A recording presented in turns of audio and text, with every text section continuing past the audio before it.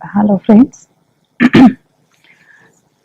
In today's scenario, you know that parents are facing a lot of problems with their kids. Even the teachers are facing some problems in our school also with the students. What are the main causes? What are the main problems? Can you think upon? Okay, I'll give you a list of questions and just think. They are unable to focus, lack of concentration. They are quite impulsive, overactive, or hyperactive. They want everything, but they are unstable. They are not good at making friends. They watch us TV constantly. They know, but they are unable to express. They know the answer, but they don't want to write the answer. How to encourage the children to do this? They show lack of confidence. They sharing. They don't have the habit of sharing the things with the friends or with the family, which we as teachers or parents we face a lot of problems with them. तो क्या लगता है आपको क्या करना चाहिए? हम आपसे आज इन्हीं प्रॉब्लम्स के बारे में कुछ डिस्कस करेंगे, कुछ शेयर करेंगे। सबसे पहली बात, हम अपने बच्चों में सोशल स्किल्स नहीं लाते। We don't work on our social skills, क्योंकि सोशल स्किल्स जो है वो बच्चे की पर्सनालिटी पे बहुत इफेक्ट डालती है। सबसे पहली चीज, हम अपने बच्चे को शेयरिंग नहीं सिखाते। आपका बच्चा घर में, आप अपने बच्चे को एक पेंसिल बॉक्स देकर स्कूल भेजते हैं, पेंसिल, इरेजर, सब ब्रांड न्यू, राइट? जब आप बच्चे को वो देते हैं, साथ में उसको एक हिदायत भी देते हैं, नई पेंसिल है, महंगा इरेजर है, don't show it to anyone, दिखाना नहीं, कोई चुरा लेगा, कोई ले लेगा। आपने उसको इनसिक्योरिटी तो दे दी। जब आपने उसको सामान दिया, साथ में आपने उसको इनसिक्योरिटी दे दी। अब वो जब स्कूल में गया, उसको ये चीज समझ में आ गई कि अगर मैंने अपने फ्रेंड को दिखाया, उसको दिया, तो वो चुरा लेगा। अब वो क्या करेगा? He'll start hiding the things from the friends. वो उनसे शेयर ही नहीं करेगा।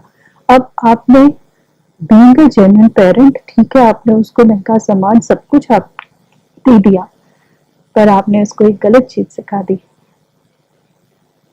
गलती कर दी ना। अब यही चीज वो घर पे भी करेगा, आपके साथ भी करेगा। फिर आप कहेंगे ये कहाँ से सीख कर आए? This is called wrong parenting. हम रॉन्ग पेरेंटिंग भी, it's a wrong word actually. There is no word, parenting is not good और bad, it is only positive and negative. जब आप बच्चे को किसी चीज के लिए डरा रहे हैं, आप उसके साथ नेगेटिव पेरेंटिंग कर रहे हैं, which is wrong for a child. दूसरी बात, हम बच्चे से फीडबैक देना नहीं सिखाते। कंप्लेन करते हैं ना बच्चे जब स्कूल से आते हैं, आजकल बच्चे तो आपसे कुछ शेयर नहीं करते जब तक उनके साथ कोई बहुत बड़ा इंसिडेंट नहीं हो जाता, क्योंकि आप रोज रोज की उसकी छोटी छोटी बातें ध्यान से नहीं सुनते। तो उसकी जो वो फीडबैक दे रहा है उसे सुनिए आप ध्यान से। देखिए, ये प्रॉब्लम हम स्कूल में फेस करते हैं जब हमारा बच्चा नर्सरी केजी में होता है ना। नर्सरी में जब स्पेशली बच्चा होता है और वो जब घर जाता है, तो पेरेंट्स इतने इतने क्यूरियस होते हैं उसके फुल डे एक्टिविटी जानने के लिए कि वो क्लास से निकलते ही उससे पूछना शुरू करते हैं, आज खाना खाया, आज मैम ने क्या पढ़ाया, आज आप किसके साथ बैठे थे। आपने उससे इतने सारे क्वेश्चंस पूछ लिए। वो खुश था, एंथुसियास्टिक था, उसने आपसे हर बात शेयर की, सब कुछ आपसे शेयर किया। लेकिन धीरे धीरे जैसे वो बड़ा होता गया, आपने उसकी चीजों को कैजुअली लेना शुरू कर दिया। फिर वो बड़ा हो गया, 5th-6th में जैसे उसकी क्लासेस बढ़ती गई, आपका ध्यान उसकी तरफ से हटता चला गया, कम हो गया, आपकी प्रायोरिटीज और हो गई। प्रायोरिटीज ठीक है, आपकी फैमिली है, आपका काम है, सब कुछ है, but the child is more important, is the most important thing for you. Most important person in your life is your child. आप उसको भूल रहे हैं, आप उसका फीडबैक नहीं ले रहे हैं, वो आपसे चीजें छुपाने लग गया। क्यों? क्योंकि आपने पूछना छोड़ दिया। जब वो बताता था, आप क्वेश्चंस पिकअप करके उसके अंदर से बातें निकलवाते थे। जब आपने धीरे धीरे, मम्मी क्या करती हैं, घर आता है बच्चा, खाना देती हैं, कपड़े चेंज कराए, सब कुछ कराया, साथ साथ साथ साथ स्कूल के डिस्कशंस हो रहे हैं, बातें हो रही हैं, लेकिन धीरे धीरे मम्मी अपने काम में बिजी होती चली गई और फिर हैबिट क्या हुई कि बच्चे की तो वही आदत थी बोलने की, बताने की। वो आपके पास किचन में खड़ा होकर भी बता रहा था, वो आपके पास आप काम कर रहे थे वो तब भी बता रहा था, लेकिन आपने क्या किया, आपने कहा थोड़ी देर में सुनूंगी, तो बैठ जा फिर सुन लूंगी, ये काम कर लूं फिर सुन लूंगी। अब आपने उसको खुद ही तो धीरे धीरे धीरे धीरे अपने से दूर कर दिया। अब बताइए, अब सुनेगा वो? अब कहेगा वो आपको बात? वो नहीं कहेगा। अब आपकी जगह कौन आया वहां पर? उसके फ्रेंड्स आ गए, क्योंकि उसके फ्रेंड्स ने उसकी सुननी शुरू कर दी। और जब फ्रेंड्स ने सुननी शुरू कर दी और आपने बंद कर दी, तो उसने अपना फीडबैक कहाँ देना शुरू किया? फ्रेंड्स को। और फ्रेंड्स जो होते हैं ना, वो बच्चों के सबसे कंफर्ट जोन हो जाता है, क्योंकि वहां पे बच्चा वहां पे उसको जजमेंट नहीं होती उसकी। हम पेरेंट्स बच्चे को फौरन जज कर लेते हैं, ये सबसे बड़ी गलती करते हैं। बच्चे को जज मत कीजिए, उसकी बात सुनिए। फ्रेंड्स यही करते हैं, फ्रेंड्स कभी अपने फ्रेंड को जज नहीं करते, वो उसकी बात सुनते हैं, वो अच्छी हो बुरी हो उसको एक्सेप्ट करते हैं। और इसीलिए बच्चे आजकल फ्रेंड्स से ज्यादा इन्फ्लुएंस होते हैं, पेरेंट्स से कम होते हैं। फिर एक्सेप्टिंग डिफरेंसेस, हम बच्चों के डिफरेंसेस को एक्सेप्ट नहीं करते। बच्चा गलती करता है, हर बच्चे में अलग होता है। बड़ा बच्चा जो हो जरूरी भी नहीं कि छोटा भी वैसा ही हो। जब हमारे एक हाथ की 5 उंगलियां बराबर नहीं, तो हमारे घर के 4 बच्चे कैसे अलग हो सकते, कैसे एक हो सकते हैं? हर बच्चे की अपनी पर्सनालिटी है, हर बच्चे का अपनी पहचान है। लेकिन हम क्या करते हैं, हम एक मापदंड बना लेते हैं, हम एक स्टैंडर्डाइज फॉर्मेट रेडी है हमारे पास कि हमारा तो बच्चा ऐसा ही होना चाहिए। ऐसा हो सकता है क्या? नहीं हो सकता, ये पॉसिबल ही नहीं। 2 ट्विंस भी पॉसिबल नहीं होते एक जैसे। 2 ट्विंस की नेचर अलग होगा, बिहेवियर अलग होगा, लुक्स अगर फिजिकल लुक सेम है तो उनका बिहेवियर डिफरेंट होगा, नेचर अलग होगा, चॉइसेस अलग हो सकती है। जरूरी नहीं, जब जो 2 ट्विंस एक से नहीं हुए तो आपके बच्चे कैसे एक से हो सकते हैं? जरूरी नहीं कि एक बच्चा एकेडमिक्स में अच्छा है तो दूसरा बच्चा भी वही करेगा। बस हमें अपने बच्चों को इस तरह से पहचानना है और पहचान के एक्सेप्ट करना है। उसको एक मापदंड नहीं देना है कि तू अपनी बहन जैसा नहीं है, तेरी बहन तो इतना पढ़ती है, तेरा भाई तो इतना पढ़ता है। आप नहीं कर सकते उसके साथ, ये गलत है। वो आपकी प्रॉपर्टी नहीं है, वो एक जीव, एक इंसान है, उसके अपने थॉट्स हैं, उसको आप अपने साँचे में मत डालिए। वो जैसा है उसे वैसा ही एक्सेप्ट कीजिए।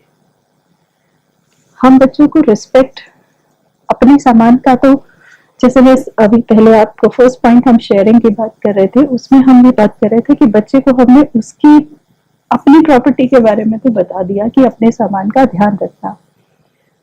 यही चीज हम दूसरे बच्चे के लिए भी समझाते उसे कि अगर कोई किसी की चीज को डैमेज करता है, कोई किसी का पेंसिल बॉक्स नीचे गिरा दे, बैग गिरा दे, किसी की बुक फाड़ दे, तो आपको क्या करना है? आपको रिस्पेक्ट करना है। जितना आप अपनी चीज के लिए केयरफुल हो, उतना आप दूसरे की चीज को भी रिस्पेक्ट करो। अब वो रिस्पेक्ट आप किसी की प्रॉपर्टी की भी कर सकते हो, किसी के राइट्स की भी कर सकते हो, बट ये हमें बच्चों को बताना पड़ेगा। और ये हम बताते कैसे हैं? बच्चों को कोई भी चीज सिखानी हो ना, तो सबसे पहले खुद कीजिए, क्योंकि बच्चे आपको ऑब्जर्व करते हैं, वो आपको जज नहीं करते। बच्चे पेरेंट्स को जज नहीं करते, वो उनको ऑब्जर्व करते हैं। आप जो करेंगे, जैसा करेंगे, वो आपको फॉलो करेंगे। अगर आप ये चाहते हैं कि आपके बच्चे में ये फीलिंग्स रहे, ये सारी आदतें रहे, तो पहले खुद में इम्प्लीमेंट कीजिए। आपको देखकर आपके बच्चे अपने आप सीख जाएंगे।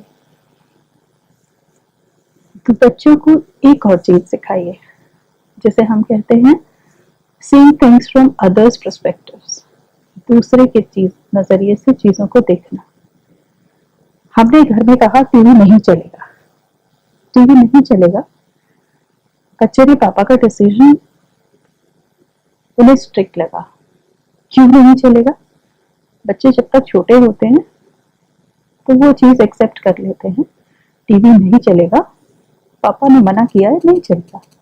लेकिन जब बच्चे फिफ्थ सिक्स सेवेंथ में हो जाते हैं, जब उनका थॉट प्रोसेस शुरू हो चुका होता है, तो वो चीजों को सोचना शुरू करते हैं कि क्यों नहीं चलेगा। अब उनको ये चीज समझाइए, दिखाइए, बताइए कि ये क्यों नहीं चलेगा। उसको समझाना जरूरी है कि टीवी इसलिए नहीं चलेगा क्योंकि हम सुबह से देख रहे हैं, हमने अपना कोई टीवी टाइमिंग सेट नहीं किया, या हमारी स्टडीज हैम्पर हो रही है, हमने इसलिए टीवी बंद किया है। इससे क्या होगा कि पेरेंट्स का पर्सपेक्टिव, जो फादर का पर्सपेक्टिव है, वो बच्चों को क्लियर होगा, फादर को करेक्ट सही समझेंगे बच्चे, बीच में मिसअंडरस्टैंडिंग्स नहीं होंगी।